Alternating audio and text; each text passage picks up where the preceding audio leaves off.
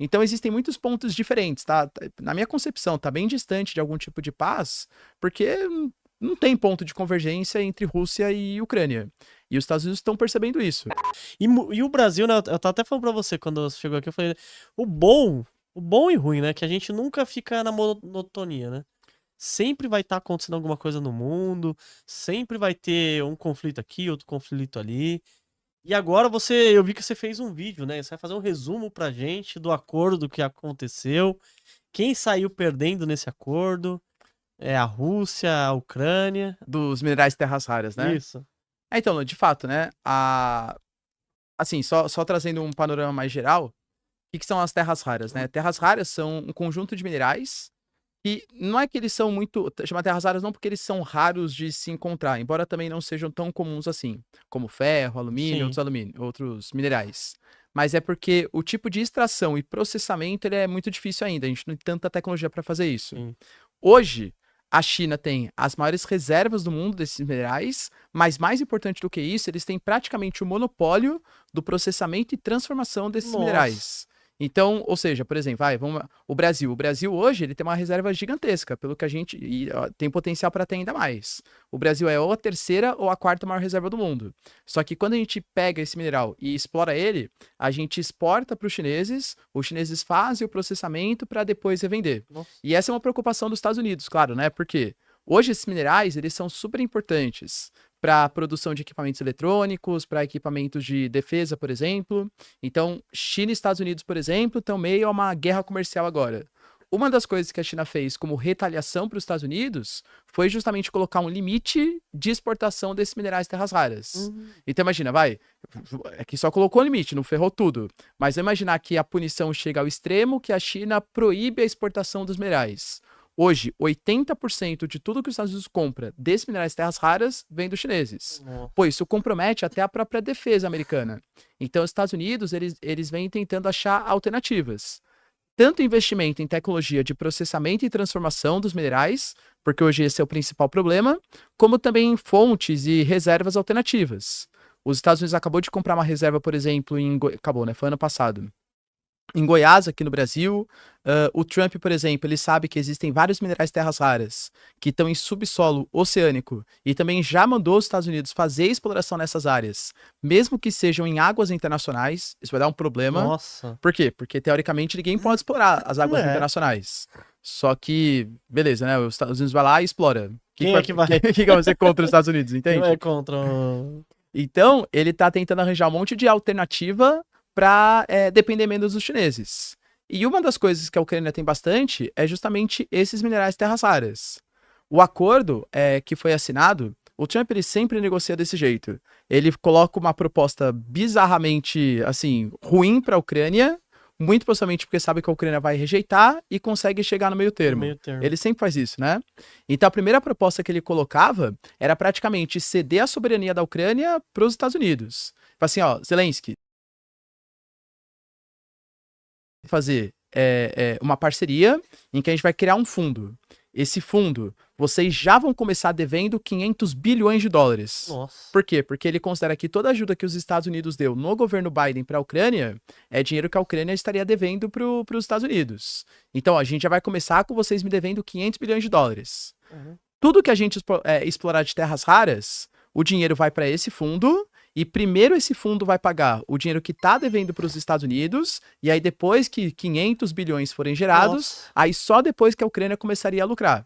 E fora que ele falou também na primeira proposta, que teria uma taxa de juros de 4% ao ano. Nossa. Então, enquanto não pagasse, ia ficar devendo ainda mais. Poxa, imagina a quantidade de minerais que deveriam Nossa. ser explorados. Não, e 4% em cima de 500 bi. 500 bi, pô, absurdo, né? E aí o Zelensky falou que ele não ia aceitar, e aí no final das contas chegou no meio termo. O acordo que foi assinado hoje, ele, na verdade ontem, né? Ele não prevê nenhum tipo de ajuda militar para a Ucrânia. Então não tá nenhum tipo de acordo militar. Mas o que o Trump fala?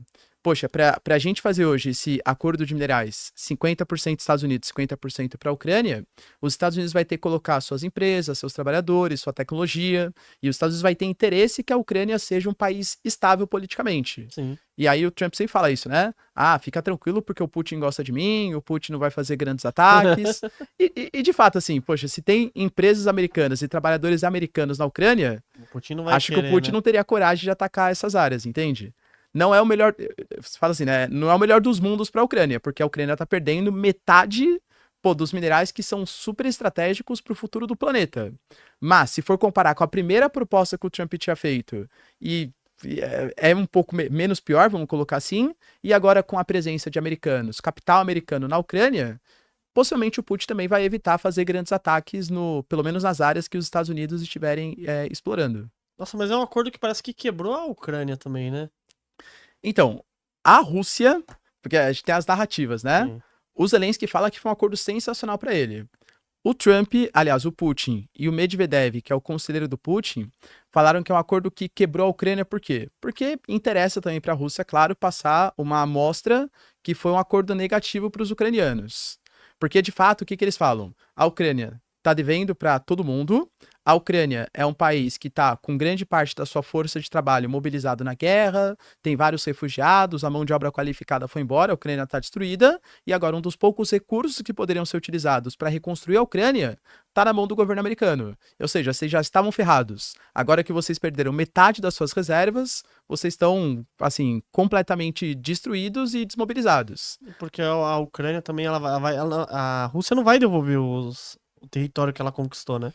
Então, essa é a briga, né? Porque a ideia hoje está tentando ser negociado uma espécie de cessar-fogo. Só que a Ucrânia fala, por exemplo, que para começar a fazer um cessar-fogo, algum tipo de negociação, ela até aceita não reconhecer que os territórios que a Rússia invadiu fiquem para a Rússia, mas ela aceita começar a negociar sob a atual linha de combate. O Putin fala que não. O Putin fala, beleza, eu também aceito fazer um cessar-fogo. Só que eu exijo que, primeiro, a Crimeia seja devolvida, aliás, seja dada definitivo para a Rússia. Os territórios de Lugansk, Zaporizhia, Donetsk também tem que ficar para os russos, e aí sim a gente partiria para um princípio de negociação. Então, o Zelensky fala que o Putin fica enrolando, que não quer estabelecer um cessar-fogo, e a Rússia também fala que o Zelensky, né, não quer negociar. Os Estados Unidos, ele percebe que ele se meteu numa enrascada. Porque o Trump, durante a campanha, talvez você se lembre, Luan, ele falava que o conflito Rússia-Ucrânia ia ser resolvido em 24 horas, né? Não, em 24 horas já resolvo e tal. Pô, é muito mais difícil do que isso, porque não tem pontos de concordância. Por exemplo, a Ucrânia vai poder entrar para a OTAN? A Ucrânia fala que quer, a Rússia fala que não. Vai poder ter tropas europeias e armas europeias em solo ucraniano? A Rússia fala que não, a Ucrânia fala que quer. O território da Crimeia vai ficar com quem? Com a Rússia ou com a Ucrânia? Até o próprio Trump falou, não, a gente sabe que o território da Crimeia tem que ficar para a Rússia. Só que o Zelensky fala que isso é anticonstitucional. E de fato é para a Ucrânia. Porque tá na Constituição ucraniana que a fronteira ucraniana ela é indivisível e inviolável. Então ele fala, ó, nem que eu quisesse dar a Crimeia para a Rússia, eu não posso fazer isso porque eu não sou o ditador da Ucrânia.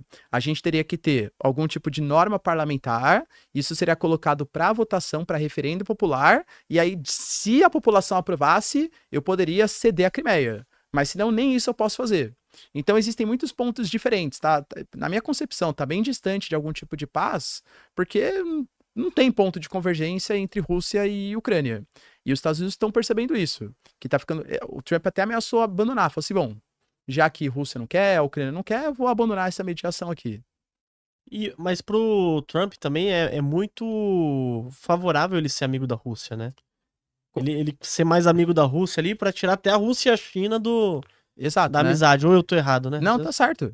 Assim, primeiro que a Rússia também tem muitos minerais de terras raras, assim como a Ucrânia, a Rússia também tem, então seria, assim, essencial para os Estados Unidos estabelecer um acordo com os russos.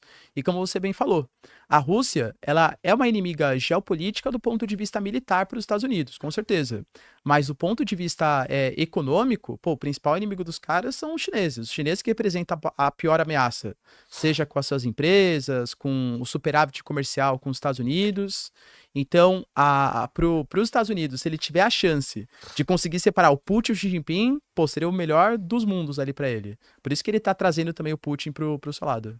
Invista em prata com a Real com U no final. Dentro da plataforma você pode escolher quantas gramas você quer comprar, o preço máximo que você quer pagar. Assim você vai estar investindo diretamente num dos ativos que tem mais potencial de crescer, porque a prata ela é utilizada em painéis solares, indústria química, indústria farmacêutica, indústria automotiva, equipamentos eletrônicos. O celular que você está usando, provavelmente ele está cheio de prata dentro, e você pode ganhar com um dos ativos que mais tem potencial de valorizar. Para analisar ações, BDRs, fundos imobiliários, acesse a plataforma do Investidor 10, inclusive para você gerenciar a sua carteira, saber quanto de dividendos você vai receber. Inclusive eu deixei a carteira da minha filha, a Laurinha, ela tem 3 anos e já invisto para ela. Todos os ativos tá no link aqui embaixo